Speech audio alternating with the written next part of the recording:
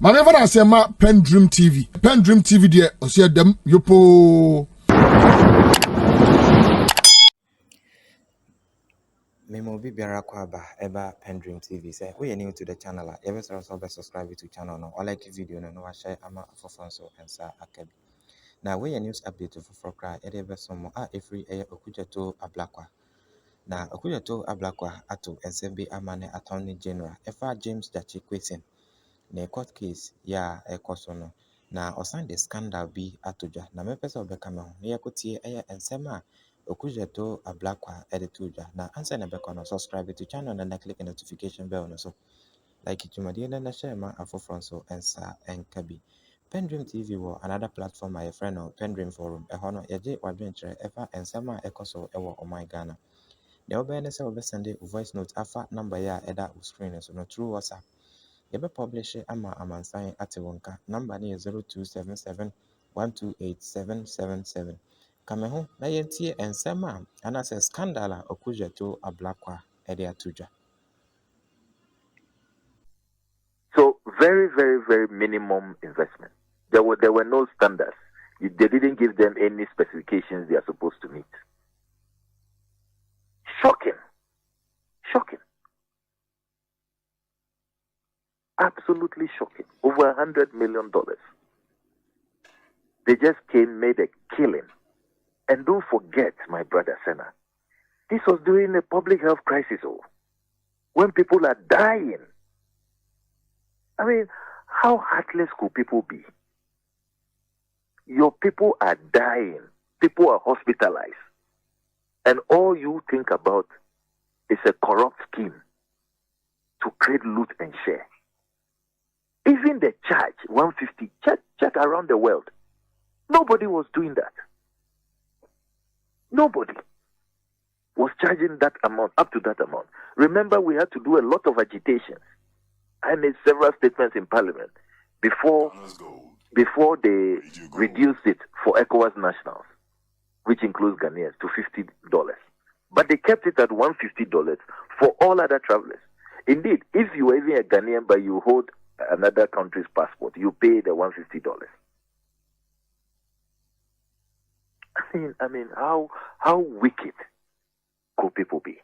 How wicked? Thank you very much for putting the paper to what you've always suspected. But what can this be used for now that we have the documents in our hands? This can be used for many things. So now we have the documents. Remember how far they have gone to hide this from us, and they're even willing to pay 200,000 fines just to keep this away from us. Unfortunately for them, we now have it. So with this, we know we are on solid grounds. So before we come to power, there are a number of things we can do.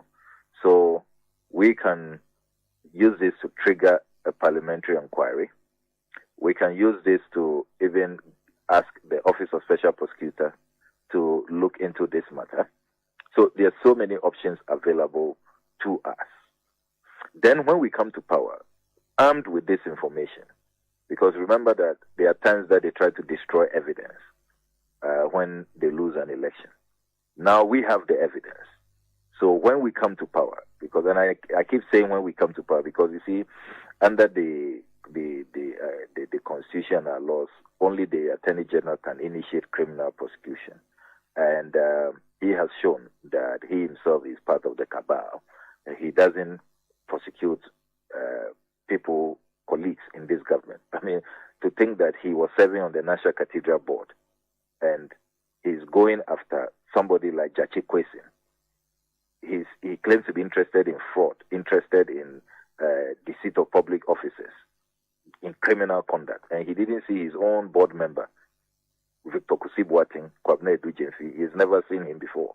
You know, his own board member. He's left him off the hook.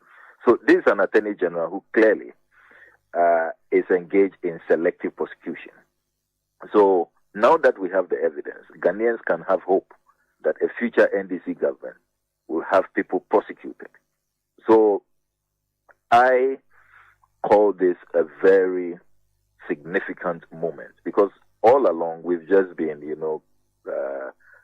criticizing, condemning this whole Frontiers deal, asking for answers which have not been forthcoming, or the attempt to even use the right to information law has not worked. But now we have the documents, and with this, we are now armed with evidence to go after, the looters. So these are the options available to us. But you said you have more? Oh, definitely. More on this? Definitely, yes, definitely. You know those who are behind this? Definitely. Who is behind it? So now you're always in a hurry. Just let's give ourselves. We are going in bits. We like to serialize and do a drip by drip approach. So let's wait for how they respond to this one, and then we'll hit them with a second round. You're waiting for the response of, is it the Kotoka International Airport? Yes, all of them, and the government, the presidency, all of them. This is a major indictment on all of them. Well, the president himself was at the forefront of the COVID fight. He was chairing the interministerial committees, and we have had top ministers who told us during their vetting that they were not part of this deal. They don't know about it. So these people must have come from very, very high sources. I just don't want to, go ahead of myself and my plans and put out names at this point. But all those people, the earlier they speak on this matter, the better for them.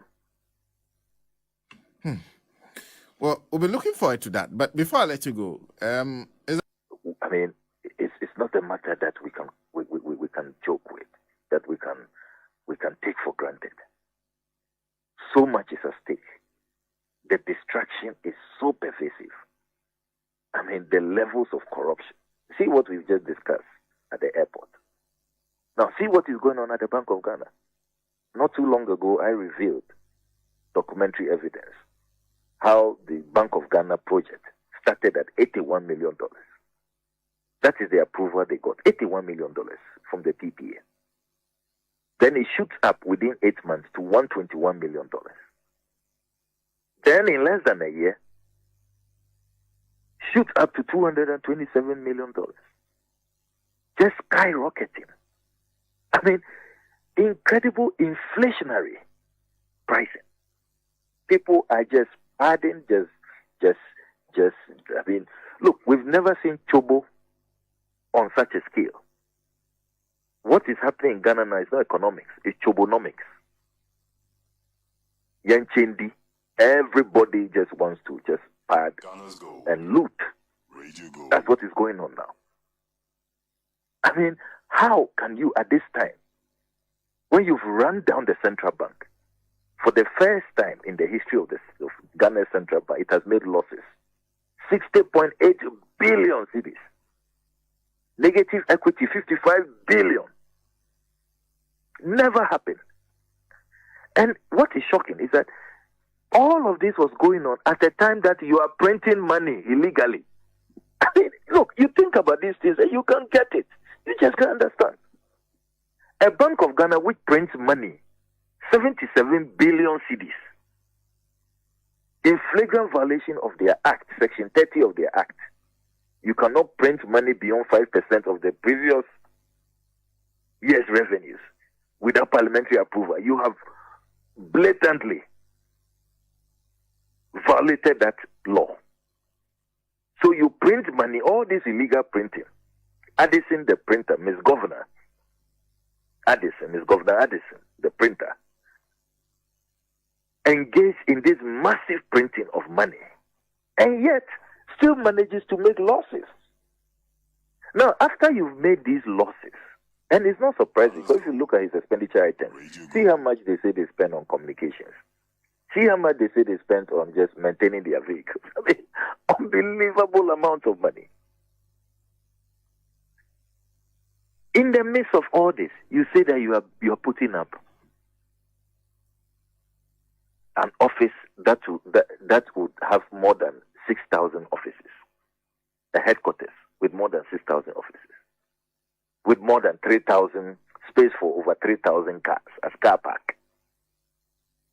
Hey, I mean, you can't believe these things. Look, if this was some movie, viewers would have said that, oh, even the script writers were too, their imagination run too wild. You know, it's too crazy. I mean, you think that the movie is too exaggerative, but this is real. This is not silly. It's not silly. It's real. So we are calling on the Ghanaian people that, look, see what is happening all over. We thought presidential jet travels was worse than National Cathedral. We thought that is all. They can't see beyond that.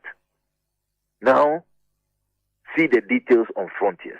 See what is happening at the Bank of Ghana. These people, if we don't show them pepper, if we don't mass up in our numbers, and I must commend the Occupy Julobi House people. They've really set the tone. And the youth of our country who are not political and all of that, these are young people who you can't describe them as people who have taken sides or who are known to belong to one party or the other. You know, middle class neutrals who have said, look, enough is enough. And I salute them for that courage and really standing up to authorities, the police, the judiciary, and all of them who try to, scuttle the demonstration. They deserve our maximum respect. But this must be much, much bigger than the Occupy Julobi House. And I am absolutely convinced that my colleagues, all of us, 137 MPs, are going to be out there in our numbers. We are going to come with our constituents. This is going to be a massive match to highlight all the corruption, the misrule, the ineptitude, the lack of vision, the cruelty, the wickedness that has created all this hardship, all this unemployment. I am absolutely convinced that tomorrow's match is going to be a big one. So I urge all our listeners that, look, what you have heard this morning alone, look, we didn't see things, things have never been this bad. Not any time in our history. You know, I was reading our history in 1979. Sana, do you know the main reason why Achampong was overthrown? Ghana's gold. Achampong was overthrown in that public school because he was accused of printing money, asking the governor to print money and to just issue those currencies. What Achampong did is not even up to 1% of what Akufo-Addo has done. And that's what led to a coup. So as for grounds for coup, Akufo-Addo has created it long ago. But you see, we don't want to do a coup. We don't want to derail our fourth Republican constitutional dispensation. What we want to do is to use democratic, legitimate means to kick them out. Because you see, for a coup is really about getting the people out. You know, we believe that if we can still get them out through democratic means and sustaining our democracy, that is better. So that push to get them out on December 7, 2024 begins tomorrow morning at 7 a.m. And I urge all our listeners to come out in their numbers. Join us at the Obra Sports at 7 a.m. I'll be there by 5 a.m. We should be there in our red, in our black. We should show force, carry our placards, let our voices be heard, and send a clear message to the Julobi House, to the president, Baumia, and all of them that, look, we've had enough of the looting. We've had enough of the destruction. We are not going to countenance this misrule anymore. Honorable, always a pleasure. May I extend warm regards to you, the team at Radio Gold, and to all listeners. Definitely.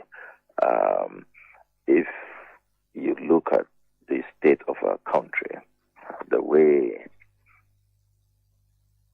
the Akufo-Addo government has destroyed every sector. No single sector has been spared, from education to health to roads to transport to the economy to agriculture, you name it. Every single sector has been brought to its knees. The economic crisis we are facing now has never been experienced in the history of our country. Never have we gone through a debt restructuring program. It's never happened. Never have we been taken through financial haircuts where people's life investments have been virtually taken away from them, where they cannot have access to it. So you have, for the first time in our country's history, senior citizens, the aged, who have served our country, who it should be our turn to make sure that they are enjoying their retirement in peace and tranquility. This government has forced them out of retirement to be protesting, picketing, just so they can have access to not some, privileged funds, their own hard-earned investments that they use for their medications, that they use to take care of their bills. They can't have access to it. So this is a government that has destroyed this country. If you look at the blatant corruption, the thievery that they have engaged in, the massive looting of state resources for private gain. If you look at some of the most, reckless and senseless projects that any government anywhere in the world will ever think about pursuing, that is what this government has engaged in. Look at the National Cathedral project. As we speak, 339 million Ghana cedis withdrawn without parliamentary approval. And all we see is a pit. And that is not all. Another $52 million has accrued by way of debt to the contractors. As we speak, Kyerematen, a scammer, has virtually run away with her $6 million in the name of this cathedral project. As we speak, all the claims they made about offices they have opened in the United States of America is all turned out to be a scam. Look, even the Almighty has not been spared by this government. God has not been spared. They have lied to Ghanaians, deceived Ghanaians, and they have done same to the Almighty. I mean, look at the Victor Kusibwati Kwabena Ejugyenfi scandal, the double identity scandal. I mean, how can the president's appointee, and he's still at post as we speak, be appointed as Victor Kusibwati, and he's issued a diplomatic passport in Kwabena Ejugyenfi, paying money to himself? Turns out the same person, different name, different identity, different passport, different mothers, different date of birth, different birth certificates. How did this guy get away with this? And he is still at post. He hasn't been fired. And these are characters who say that they are going to build a temple for the Almighty. Look at the president's conduct when it came to presidential travels. Abandoned the presidential jet, opted for $20,000 an hour, chartered luxury jets, something that has never happened. There's a functioning presidential jet. You use it. For you, it is not luxurious enough. Incredible. Incredible. So you are better than all your predecessors. President Kufuor from your own party who ordered it. I mean, President Kufuor doesn't know what is befitting of a president, what is luxurious enough. President Mills, when he used it, was not fit to be president. President Mahama, when he used the presidential jet, something was wrong with him. That's what President Akufo-Addo is telling us.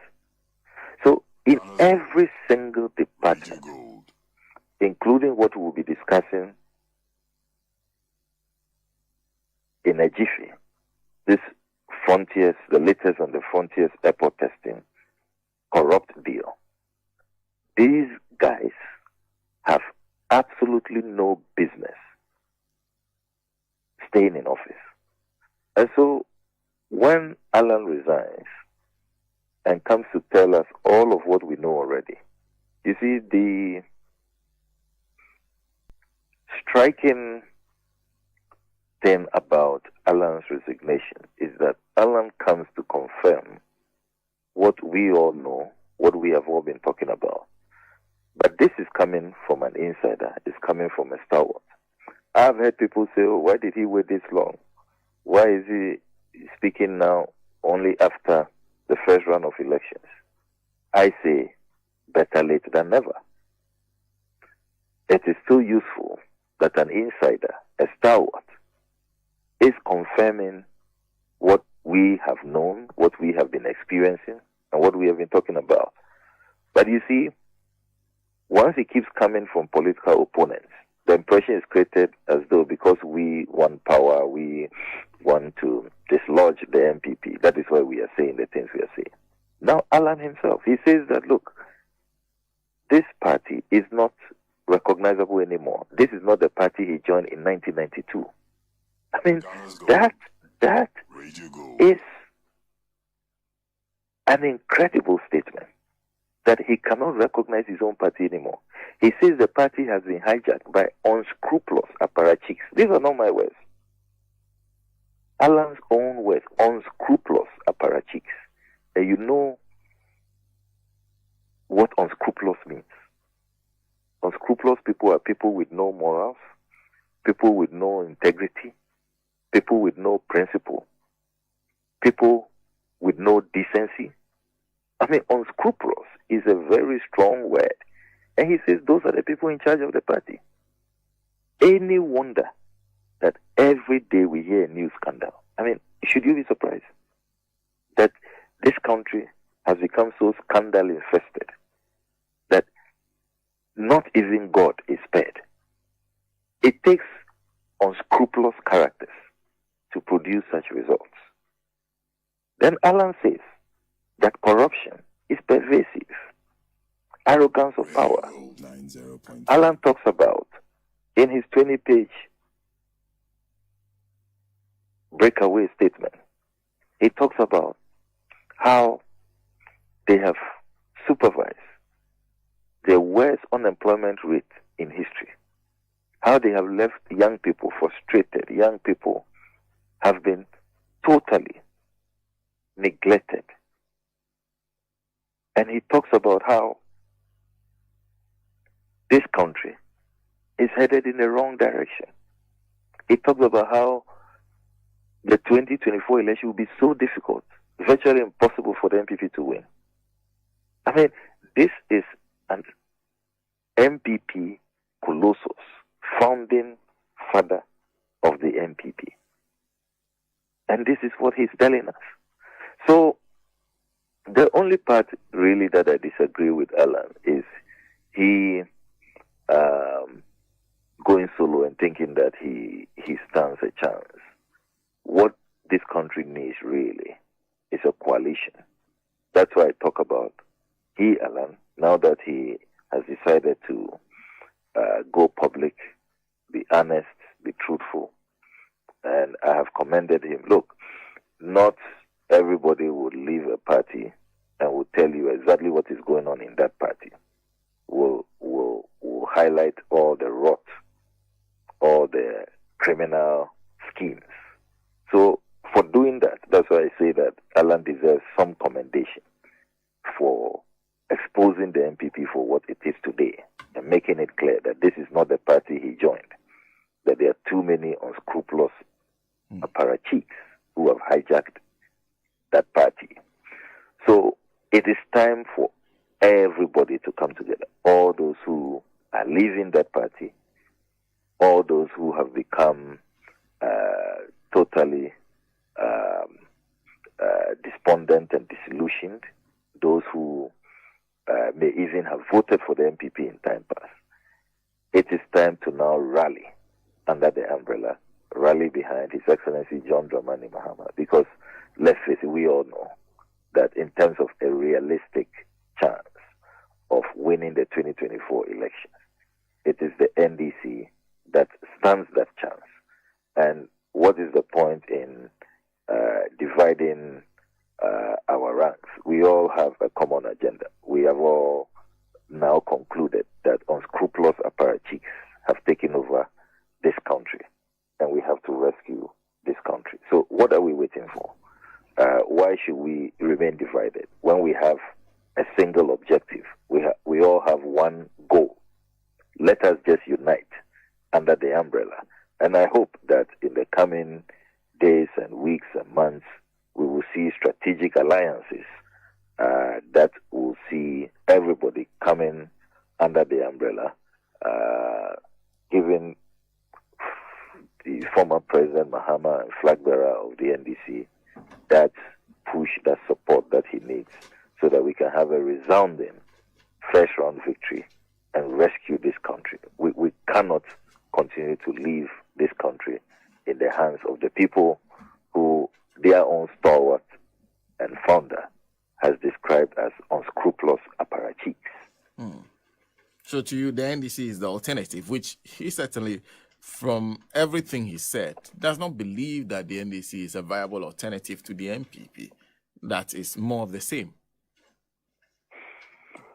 Well, if you have read the speech, Alan didn't say that. Alan didn't say that there are unscrupulous apparatchiks in the NDC. He didn't accuse the NDC of massive corruption. He didn't accuse the NDC of having metamorphosed into a different party that he cannot recognize. The only point he makes is that he would want to form a government of national unity. So some NDC people can't qualify to work with him, and so we shouldn't be too worried that we will stay in opposition for a long time. I think he was just trying to, have a tease at the NDC. But if you read the statement, the 20-page statement, it is clear that all the criminal descriptions or the corruption allegations, the arrogance of power and all of that was all channeled directly at his party, which he says he knows very well. You can't take that away from him. He says that they were the founding members. He led the Young Executives Forum to really establish that party. So he knows the MPP. If there's any party he knows very well, its internal workings is the MPP. He cannot know the NDC, obviously. So he speaks to what he knows. And I honestly think that this resignation by Alan is a defining moment in our history. We need to really take this resignation very seriously. And you can tell that already there's enormous confusion and anxiety within the rank and file of the MPP. They're so confused, they don't know how to handle it. But what matters really is that all those who are resigning, including, I've read a statement from Gyakye, who is saying that, look, what Alan has done is not surprising. There are many people who may not say it, may not publicly announce a resignation, but who have just folded their hands and will want this party to get out of power. I have read another stalwart, Dr. Kennedy, who has also endorsed a national movement, saying that, look, this party, the MPP, his own party, cannot continue to destroy the country in the way and manner they have done. So it's clear to me that there is that hunger, that yearning for a certain broad coalition to kick out the how that broad coalition can be discussed and how it can be forged. And I do not think that people should let their personal egos and personal ambitions get in the way. What has to be done now is for everybody to unite under the umbrella, and that is what some of us are pushing for. The NDC is the most credible, the most viable, the most winnable platform, and all the others really who have all come to now recognize what the NDC has been talking about for years. They have now really seen the reality. They just have to team up with the NDC and let us secure that victory that is needed, that resounding victory, which will be a second independence, if you like, of our country, because we need to rescue this nation. I do not think that even the colonizers engage in the kind of pillaging, the kind of plundering that the Akufo-Addo government has engaged in. I will come to the matter of the protest because I've seen you in some community engagements as part of the organizers, because this is coming from the minority who are organizing a protest tomorrow, hashtag Occupy BOG. But before I come there, you have on your Facebook page this, I think you did it some 19 hours ago, exposing the corrupt frontiers cover-up. In fact, you are sharing a letter from the Ghana Airports Company Limited. He said it's an offer letter, COVID-19 testing service, upper arrival at Terminal 3, Kotoka International Airport. This is something that a lot of people have asked of. I recall there are some media houses who even tried a right to information application, seeking to see exactly what the offer was to the transportation ministry. It all failed. Nobody was responding to them. Nobody wanted to release anything when it comes to the matter of frontiers testing at the airport for COVID-19. You have it? How? Well, Senator, let's give the glory to God. You are right that the Frontiers COVID-19 airport testing contract, that whole deal, has been treated like a state secret. It has been treated like the nuclear code. So well guarded. All efforts. I mean, we started in Parliament, the minority. You recall that during the vetting of ministers, all the key ministers were asked. I made it a point to ask from the finance minister, who has oversight over procurement issues, according to the Act, then the procurement minister at the time, who was more or less an advisor on procurement issues, Adjo Asafo, to the health minister, information minister, attorney general, foreign affairs minister. All of them ran away from this COVID contract. They all claimed they had not seen it. They all claimed they didn't know about it. We've been asking in Parliament. They have not been forthcoming with the contract. Then the media took it up. I recall that Manasseh Azuri-Awuni filed an ITI request. They refused to give him the documents on the Frontiers contract. Then Joy FM took it up. The head of research, Raymond Aqua, has been battling with them for more than 2 years.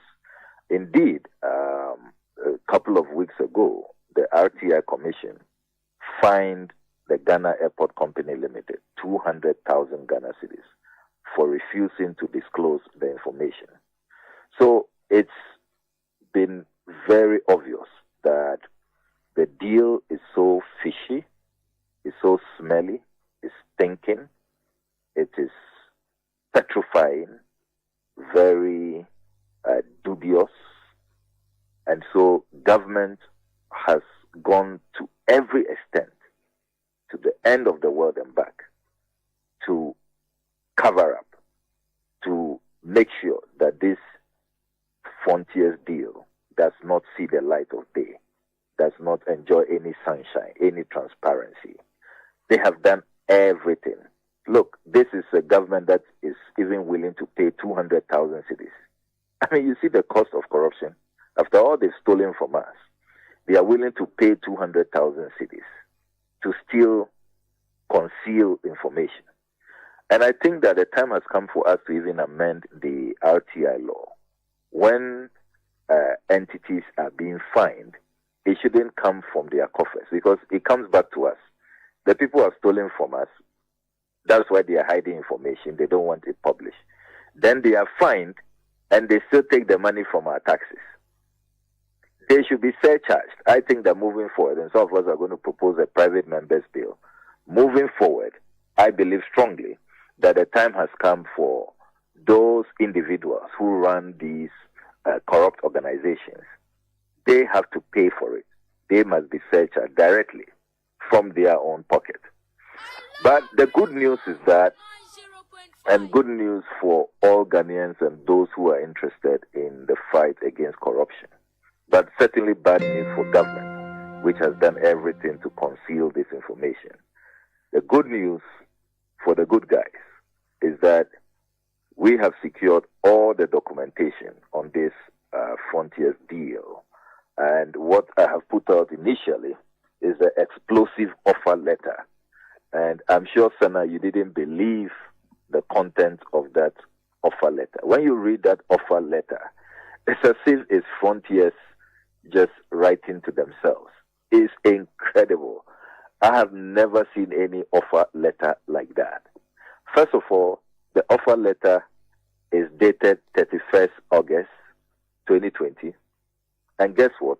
By the next day, 1st September, everything is cooked. The construction, everything is done, and Frontier starts working. I mean, it's unimaginable. So, under 24 hours, this whole deal was cooked, and everything was set for them to start the loot. Then you go through the offer letter. And guess what? Ghana Airport Company Limited, a company that is struggling, that sometimes ECG goes to disconnect their electricity. You remember, they are struggling to pay their light bills. They offer this contract to Frontiers, and they say, look, whatever you are going to charge, the $150 you are going to charge, we want only $10. Can you believe it? The whole nation, the country, the company that belongs to us, Ghana Airport Company, which belongs to all of us, which has made all the investment, owns the airport. Look at Terminal 3. See the hundreds of millions of dollars President Mahama had to look for to refurbish that airport. See what has gone into establishing that airport, which is an award-winning airport, so respectable, recognizable internationally, a major brand. And all the Akufo-Addo appointees at the place say they want is $10. Can you believe that? So Frontiers keeps $140 and we get only $10. Incredible. Unbelievable. I mean, not even 50-50. Because really, Frontiers, what have they done? Are they shareholders at the airport? Have they done any investment at the airport? Look, if I was managing Ghana Airport Company Limited, and I look at the financials, I look at the numbers, and I see how much money, hundreds of millions of dollars can be made out of this. Look, the Ghana Airport has even a side clinic. There's a clinic. They have a clinic there. Couldn't they have done this testing themselves? Couldn't they have used their own hospital? I have been to that clinic a number of times. They have a hospital there. They have doctors, nurses there. Couldn't they have done this themselves? If even they don't want money, they are not patriotic, they don't care about the Ghana Airport Company, how about the credible organizations that sacrifice their scientists were at the forefront of fighting COVID? Noguchi, KCCR in Kumasi, the Kumasi Center for Collaborative Research. All these top doctors and researchers at Kolebu, you remember the Kolebu Central Lab? These were the people at the forefront of containing COVID-19. Imagine how we will have transformed these entities if we gave them the contract, if we gave them the green light to be the ones to do this airport testing. Hundreds of millions of dollars.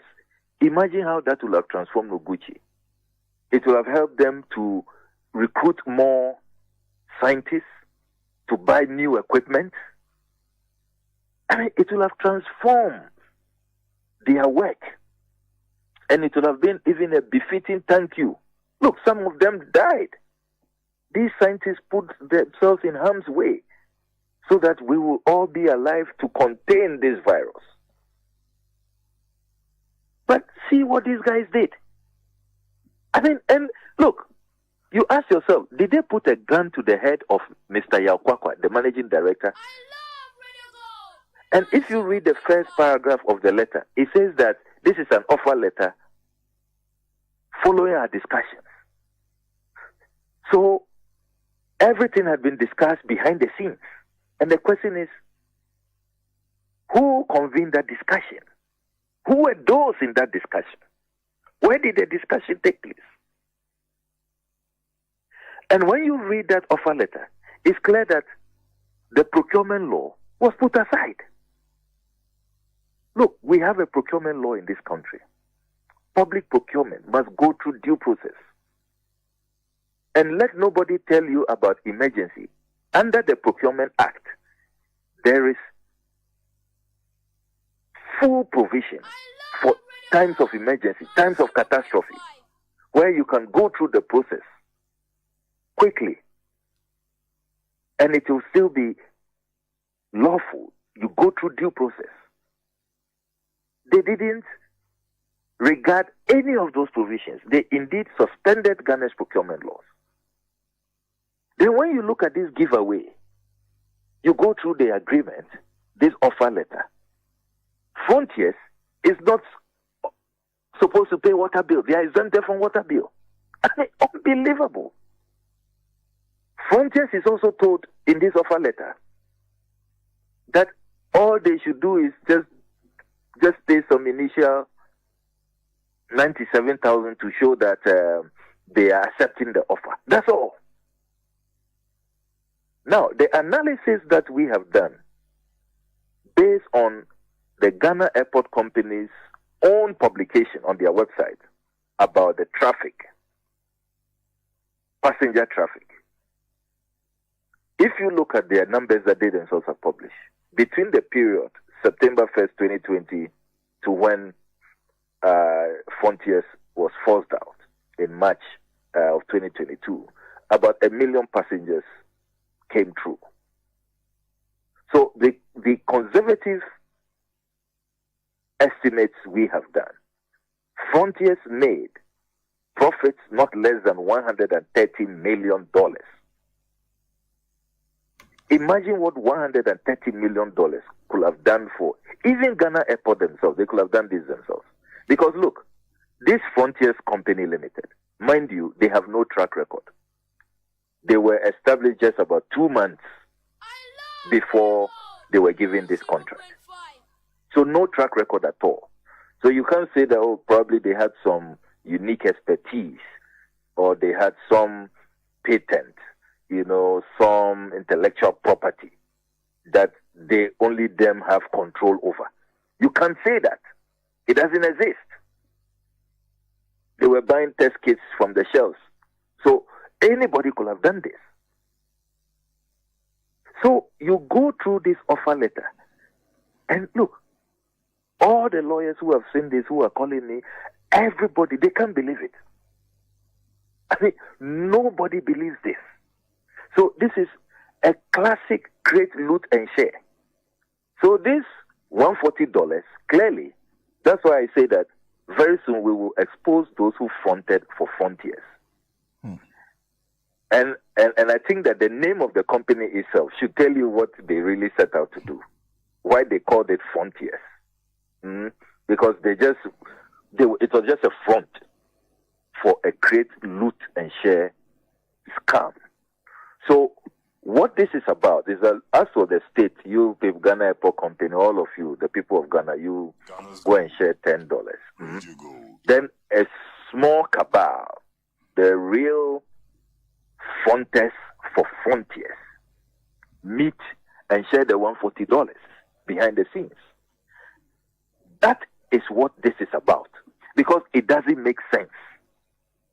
It doesn't make sense. And look, you go through this contract, and they did not even give specifications to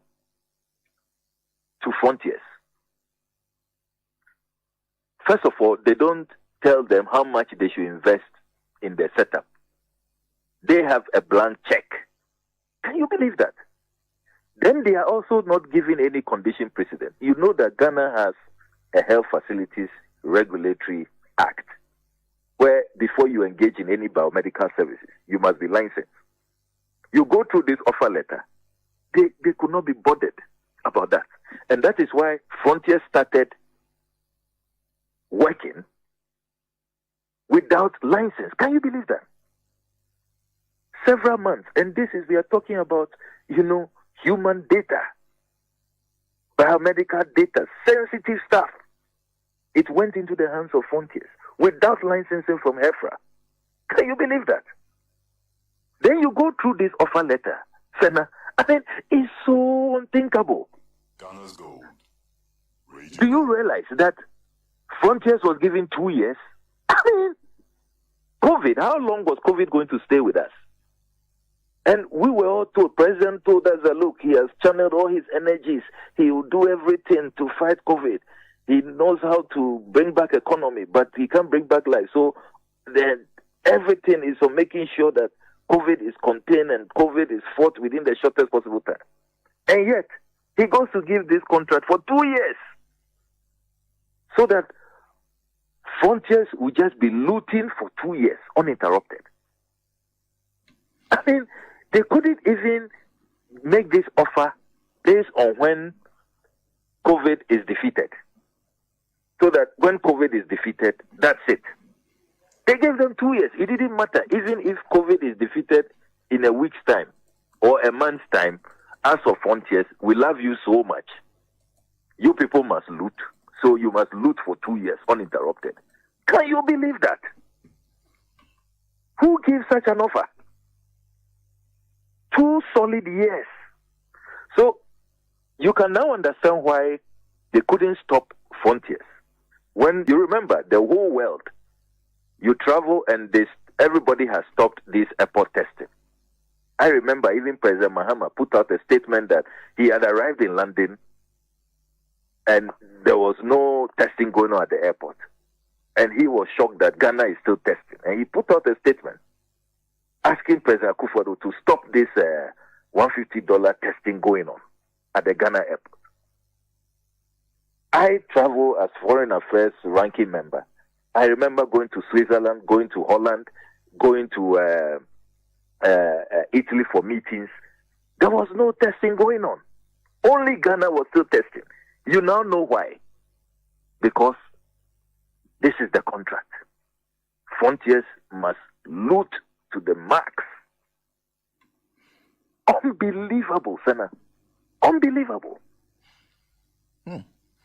Majority of what you've said, we already had a clear idea. You're saying, and first, let me ask you. You said they per your estimates, they've made profits in excess of $100 million. Is it dollars? Yes. Did you factor in $130 million? Did you factor in all the other things they are supposed to do?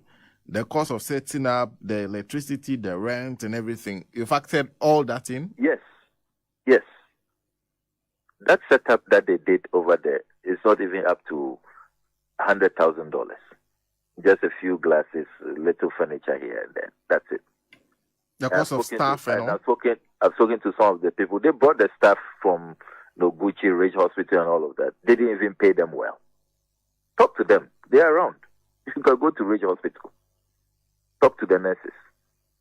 I'm in touch with them. You factor all of that in. Remember, they didn't pay they didn't pay water bill. They didn't come out. I'm not PENDREAM TV. Now, so far so good. Say open online portal le Ghana. Nipa share, nipa follow, nipa comment here. To my best of knowledge, without any biases, PENDREAM TV.